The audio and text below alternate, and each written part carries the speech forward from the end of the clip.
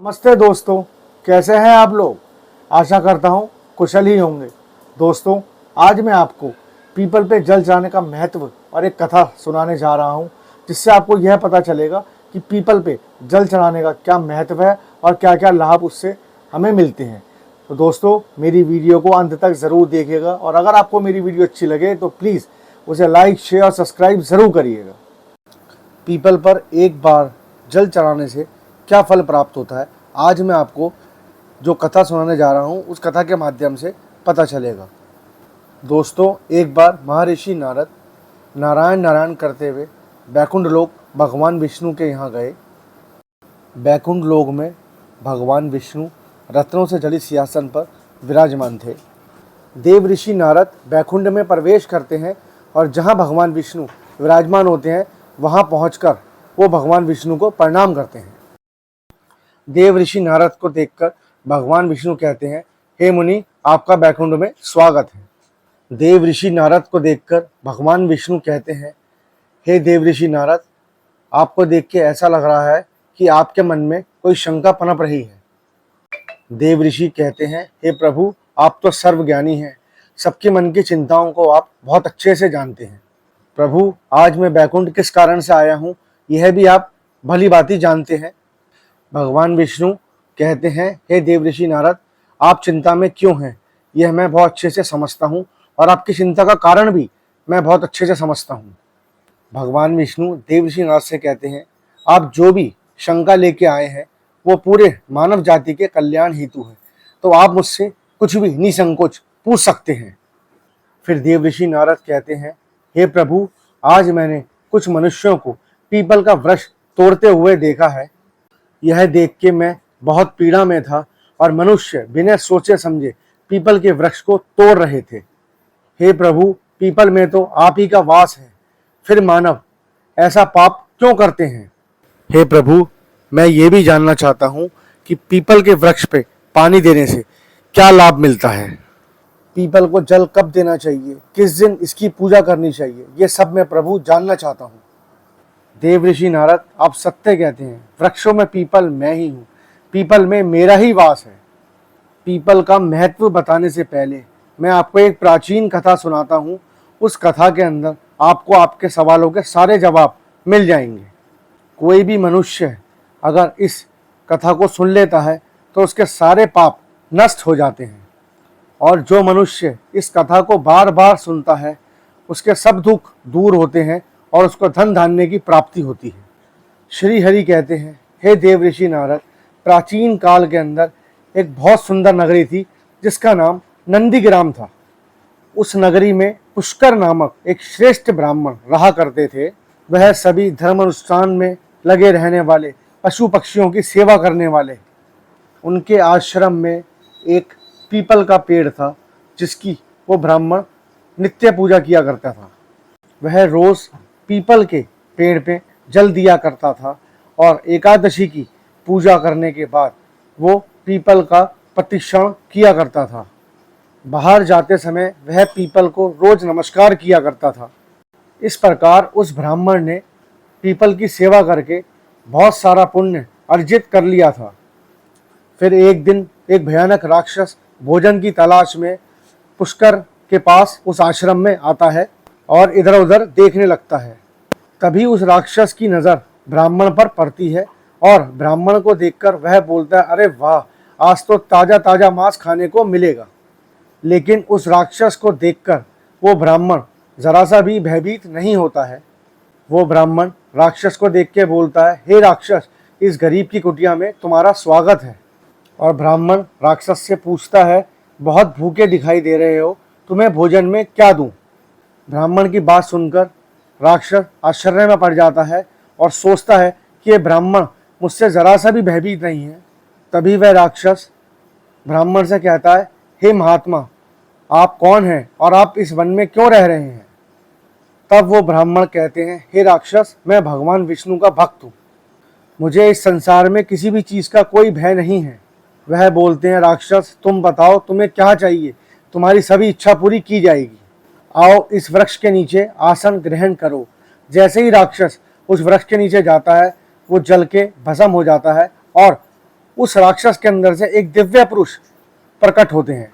उस मनुष्य को राक्षस की योनि से मुक्ति मिलती है। वह मनुष्य बहुत प्रसन्न हो जाता है और ब्राह्मण देवता से कहता है, हे ब्राह्मण देवता, ये कैसा वृक्ष है जिसके नीचे आकर मुझे मुक्ति मिल गई है। तब ब्राह्मण कहते हैं, हे मानव, यह पीपल का वृक्ष है जो भगवान विष्णु का ही एक रूप है।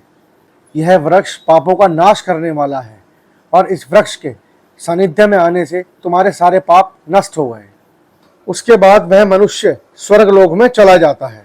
फिर यमराज अपने दूतों से कहते हैं कि नंदीग्राम में पुष्कर नामक एक ब्राह्मण है, उसको यहाँ लेकर आओ।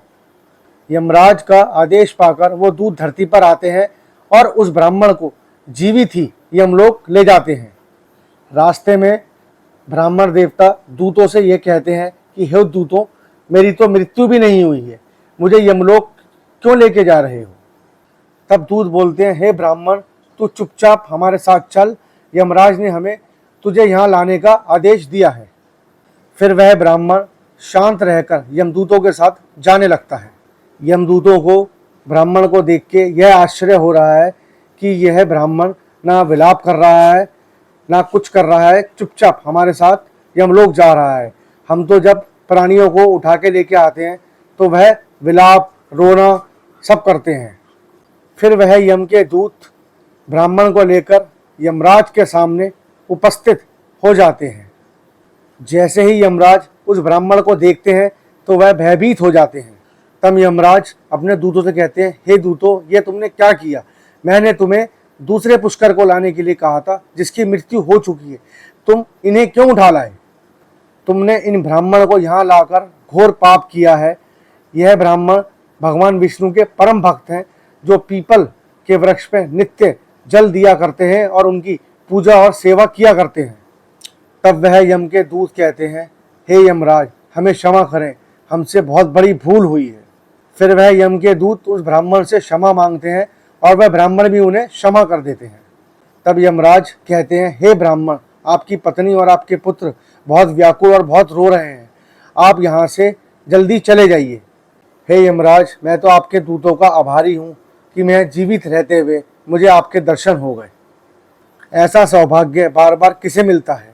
ब्राह्मण देवता कहते हैं, हे यमराज, मैं आपसे एक विनती करता हूँ कि मैं सब नरकों का दर्शन करना चाहता हूँ जहाँ पर सारे पापियों को उनकी सज़ा दी जाती है।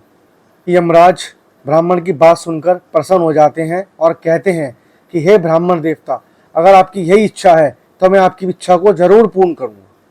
फिर यमराज उस ब्राह्मण को सब नरकों का दर्शन कराने के लिए ले जाते हैं। उस पुष्कर ब्राह्मण ने देखा किस तरह पापी कष्ट भोग रहे हैं। कोई सूली पे चढ़ा है, किसी को पशु पक्षी खा रहे हैं, कुछ पापियों को कीड़े खा रहे हैं, कुछ पापी तभी भी बालू पर चल रहे हैं, तो कुछ पापियों को उबलते तेल के घड़े में पकाया जा रहा है। उन आत्माओं को भयानक कष्ट पाते हुए देखकर पुष्कर को बहुत दुख हुआ। ब्राह्मण देवता उन आत्माओं से यह पूछते हैं कि पृथ्वी पर रहकर आपने कोई भी पुण्य का काम नहीं किया? सजा भोगते हुए उन आत्माओं ने कहा, हे ब्राह्मण, हमने पृथ्वी पे कोई पुण्य नहीं किया था, इसी कारण नरक में गिरकर सजा भुगत रहे हैं। हे ब्राह्मण, हमने कभी किसी का सम्मान नहीं किया, हमने गरीब लोगों को लूटा है और गायों की बावलियों को तोड़ा है। हमने ऐसे बहुत से पाप किए हैं जिस कारण हम इस सजा को भुगत रहे हैं। तब ब्राह्मण ने कहा, क्या आप लोगों ने भगवान विष्णु का कभी एक बार भी पूजन नहीं किया? इसी कारण से आप लोगों की ऐसी भयानक दशा हो गई है। जो मनुष्य पृथ्वी लोक पर रहकर भगवान विष्णु की पूजा करता है उसकी ऐसी दुर्गति कभी नहीं होती। आप लोगों ने कभी श्री हरि के चरणों में मस्तक नहीं झुकाया, इसी वजह से आपकी ये दुर्गति हुई है। आप लोगों ने कभी पीपल को जल नहीं चढ़ाया, जल चढ़ाने से जन्मों जन्मांतर के पाप नष्ट होते हैं। तब वह आत्माएं कहती हैं, हे ब्राह्मण देवता, आपसे जो हवा टकराकर हमारे पास आ रही है उससे हमें नरक की अग्नि महसूस नहीं हो रही है। कृपया कुछ देर के लिए आप यहाँ ठहरिए जिससे हम लोगों को थोड़ा सा सुख मिल सके। हम निरंतर कई वर्षों से यह कष्ट भोग रहे हैं हमारा अंग अंग जल रहा था। तब यमराज कहते हैं, हे धर्मात्मा, अब आपने नरक को देख लिया है, कृपया आप अपने घर को लौट जाइए। ब्राह्मण कहते हैं, हे यमराज, इन प्राणियों को देख के मैं कैसे चला जाऊं? इनके दुखों की आवाज़ मेरे कानों में पड़ रही है, जिससे मुझे बहुत दुख होता है। ब्राह्मण ने उन आत्माओं की ऐसी हालत देखकर भगवान विष्णु का ध्यान करना शुरू कर दिया। वह ब्राह्मण भगवान विष्णु से मन ही मन कहने लगा, हे प्रभु, मैंने सच्चे मन से आपकी आराधना की है। हे श्री हरि, मेरे जीवन के जितने भी पुण्य हैं मैं इन आत्माओं को देना चाहता हूँ, इनको इस कष्ट से मुक्ति दीजिए। हे भगवान, हे श्री कृष्ण, हे श्री हरि, यहाँ इन प्राणियों की जो कष्ट भोग रहे हैं इनकी रक्षा कीजिए। पुष्कर ब्राह्मण के इतना कहते ही उस नरक के जीवों को तुरंत ही मुक्ति मिल गई और उनके कष्ट दूर हो गए। तभी वह नरक को छोड़कर स्वर्ग की ओर जाने लगे। किंतु कुछ जीव अभी भी उन नरक की सजा को भोग रहे थे। तभी वहां कुछ ही समय में भगवान विष्णु प्रकट होते हैं।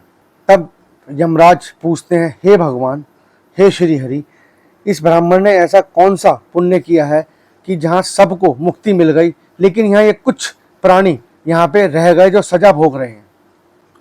तब भगवान कहते हैं, हे धर्मराज, इस ब्राह्मण ने पीपल का नित्य सेवा की है, जल अर्पण किया है और पीपल की पूजा की है। इसी कारण यह इतना बड़ा पुण्यात्मक बन गया है, जिसके कारण नरक के जीवों को मुक्ति दिलाना संभव हुआ है।